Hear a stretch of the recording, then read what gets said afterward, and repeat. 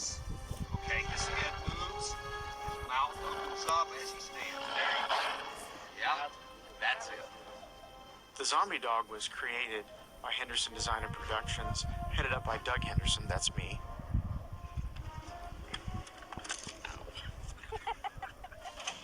Along with Andy Hosmer and some of my students from the Art Institute of Pittsburgh. We had to do it very, very quickly. We literally only had 2.5, really 3 weeks of build time before the dog had to be in front of the camera. And so we had to work very, very quickly. Immediately, I started to sculpt the head, and Andy Hosmer and Tim Corrigan began making the fiberglass for the body. Within a day or so, I molded the head and began the process of making the fiberglass. And Tim started making the foam skin, literally just building the skin directly out of foam over top of a taxidermy form. Andy and I began to mechanize the head.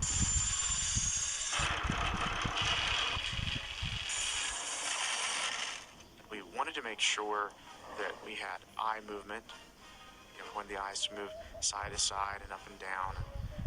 We wanted it to snarl, so we designed mechanisms that would lift the nose and then also lift the lips on either side. Of course, the jaw needed to move, and we wanted the eyes to be able to squint, which was really important to us because the way that dogs' eyelids work, they don't blink quite like humans do. So we wanted to actually move the brow and the cheekbone together to cause it to squint. We also wanted the head to look side to side and up and down. So we came up with this idea. We'd seen a triple parallelogram, and I thought, well, why couldn't you just hook 2 triple parallelograms together? And so we call it the double triple parallelogram. That's what's used for the neck mechanism. Whenever we were considering this triple parallelogram, I wanted to make sure it would work, so I began building a miniature version of it while we were waiting for the taxidermy forms to arrive. Andy came over and helped me finish it.